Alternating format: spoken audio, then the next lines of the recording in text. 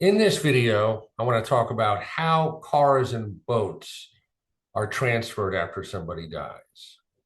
Hi there, my name is Bill O'Leary, and I'm an attorney with Legacy Planning Law Group. We're located in Jacksonville, Florida, focusing on specific areas of estate planning and elder law and probate and trust administration. So let's jump right in. A lot of times we get questions about what's the easiest way to transfer a car or boat after I die. The process for transferring cars and boats to heirs will really depend on whether or not the deceased person established a revocable trust before they died or if they didn't. So first, I want to talk about the situation where a revocable trust is not put together, is not established. If the deceased person did not establish a revocable trust before they died, the heirs can follow certain procedures that Department of Motor Vehicles, DMV, has in place already, which allow for the easy transfer of a car or boat at death without having to go through the probate court. So just let me touch on what those DMV procedures are. If the surviving spouse is listed on the death certificate, well, he or she can simply go down to DMV and they sign a form. It's called an HSMV 82040, and they just sign section 13 of that form. And once that's done, ownership will be transferred to the spouse, or the spouse can dictate that that be transferred to anybody else. The surviving spouse has control. Now, if a surviving spouse wants to, instead of take the vehicle or boat themselves, transfer it to somebody else, he or she can simply what's called assign the deceased spouse's certificate of title to the person that she wants to, or he wants to give it to, rather than having to get a new certificate of title. If a surviving spouse is not listed on the death certificate, however, streamlined transfer procedures are available if the car or boat are going to natural heirs.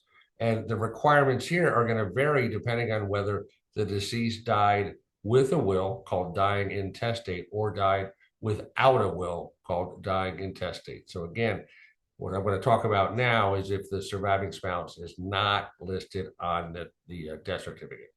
So first, the situation where the deceased died with a will, called dying testate. Here, the original certificate of title has to be provided to DMV. And by the way, if the certificate of title is not available for whatever reason, satisfactory proof of ownership and right to possess it has to be provided, and a court order may be required.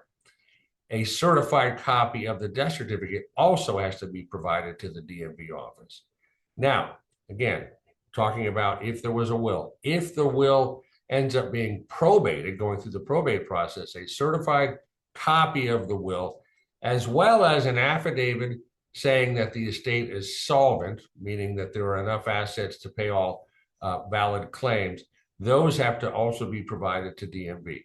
The personal representative of the estate, the executor, simply needs to sign Form 1 on the reverse side of the certificate of title, as well as that section 13 of that Form 82040. And once all of that is accomplished, ownership can be transferred to anyone. Now, let's say the will is not being probated. Well, here, a sworn copy of the will, as well as an affidavit saying that the estate is solvent and not indebted, has to be provided. By the way, if a summary probate administration is open where a will is offered for probate, DMV is going to treat that situation as if the estate is intestate, except that a certified copy of the will also need to be provided. So that's the situation where somebody dies testate with a will and the surviving spouse is not listed on the death certificate. What if instead the deceased person died without a will, died intestate? Here, what are the requirements? The original certificate of title has to be provided, as well as a certified copy of the death certificate.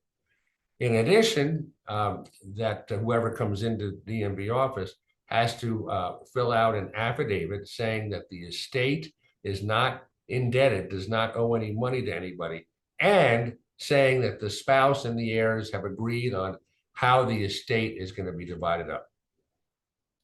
Then, if that estate is being probated, the personal representative, the executor, has to present what's called letters of administration. These are certain important letters obtained from the judge, has to present them to DMV and sign Form 1 on the reverse side of the certificate of title, as well as that Section 13 of the Form 82040. Lots of forms. A separate court order authorizing the personal representative of the estate to transfer the car or boat is not required in this situation. And then ownership can be transferred to anyone. Now, what if instead the estate is not being probated? Again, died with a will, but for whatever reason, the estate is not being probated. Here, an affidavit has to be provided that says the estate is not indebted, doesn't owe any money. And also, there's a section on this Form 82040, very important form, it's called release of spouse or heirs interest, release of their interest in the estate. This section has to be completed. The heir that's submitting the application will then take title into their own name and complete the rest of the form as the applicant to ultimately receive the title. By the way, if the title is electronic, which most titles are these days, the applicant has to state title is electronic in all caps in Section 1 of Form 82040 next to the other box. So I just talked about a situation where there is no revocable trust when the deceased person dies, and then do they die with a will or without a will? What if instead the deceased person had a revocable trust in place? How does that change things up? By the way, establishing a revocable trust is a very commonly used tool to make sure that loved ones will avoid the probate process. Assets are retitled to a trust during your lifetime or made payable to the trust after you pass away. And then these assets will be distributed to your beneficiaries of the trust, all without having to go through probate. Now, if a car or a boat was retitled to a trust before death, the title and registration will be transferred by DMV to the trust beneficiaries without involving the probate court. So far, so good. Now, whether a car or a boat should be retitled to a revocable trust, sort of a different question, but that's an important question, and that will depend on whether the trust is a joint trust, let's say between spouses, or an individual trust. Where, let's say, a married couple sets up a joint trust. It is not necessary to transfer the car or boat to the trust in order to avoid probate at the first spouse's death. Because again, as I mentioned, the surviving spouse can use those streamlined DMV procedures I've just talked about to obtain the title and the registration. And so, as I've mentioned, if the surviving spouse is mentioned on the death certificate, he or she simply, goes to DMV, signs that Section 13 of the Form 82040, and then ownership at that point can be taken by the surviving spouse or transferred to anybody else. If the surviving spouse wants to transfer the car to somebody else, just simply what's called assign, ASSIGN, assign or transfer the deceased spouse's certificate of title to the person that they want to give it to, rather than having to sort of establish a new certificate of title. So for this reason, we typically recommend that a married couple setting up a joint trust not retitle a car or boat to the trust. Although there is one exception. If, let's say, one of the spouses is starting to experience cognitive decline, we might recommend retitling the boat or car to the trust now. Now, for somebody establishing an individual trust, we generally recommend that they retitle their cars and boats to the trust. And you see, this is going to make sure that their loved ones will get the title and registration to their cars and boats after they die smoothly, quickly, and easily without the delays and expense of probate. In addition, retitling cars and boats to a trust will ensure that they go to specific beneficiaries that are intended. For example, instead of a car or boat going to all of the children, the client may want it to go to just one of the children. Or maybe they want the car or boat to go to somebody who is not a natural heir, let's say a friend. The best way to carry out this wish without delays and possible fighting among the heirs as well is to transfer the cars and boats to the trust. Again, this is if somebody has an individual trust. Now, I'm going to make a comment here. Some folks out there, pundits, if you will, take the position that it's not necessary to transfer cars and boats to a revocable trust because the deceased person's loved ones can simply walk into DMV, take advantage of those streamlined procedures, those procedures available to a non-spouse heir to take title without going through probate. Those that sort of hold to this view or the school of thought, they often will tell people, don't put the car or the boat in the trust, just keep it in your own name. I disagree with this viewpoint, and fairly strongly.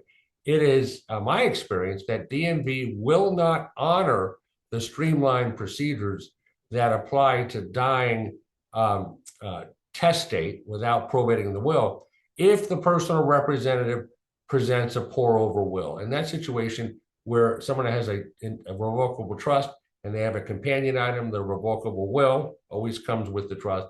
If somebody walks in and presents that pour-over will, DMV is not going to make those streamlined procedures available. And I've encountered this. It is DMV's position that while the streamlined procedures do apply to a testate estate with a will that's not being probated, those procedures do not apply where a will is of this pour-over variety, pour-over will. So again, a word of caution if you have a trust. Now, as with any general rule, there are exceptions. There are certain situations where it might not make sense to transfer a car or a boat to a revocable trust, but instead maintain the current ownership in individual hands. And here are some of those exceptions. Number one, in a situation where you attempt to go in and transfer the car or boat to the trust, and DMV says, hey, we're going to assess a sales tax for this transfer. Now, I will say this, if DMV were to say that, they have absolutely no basis to say that in law at all, because they have no basis to assess a sales tax. Because what you would do is on this form 82040, you as the owner would check a box that says this is a gift transfer. It's not a sale. How can you assess sales tax on something that's not a sale, like a gift? But that said, this is an imperfect world we live in. The people working at DMV may not do the right thing, and they might assess sales tax anyway, which would force you to challenge the assessment. While this is not common, most times this does not happen at DMV. It could happen. So it's usually advisable to check with DMV in advance of making this attempted transfer on whether sales tax, whether that office is going to assess sales tax if the boat or car is retitled to a trust. Second reason why it might make sense to hold a car or boat outside of an individual trust. Let's say an insurance company, your auto insurance company, says, hey, if you transfer the car or boat to the trust, we're going to increase your auto insurance premium. While this is not common either, it can happen. So it's usually a good idea to check ahead with the insurance company before making the transfer and ask them, hey, if I do this, are you going to increase my premium?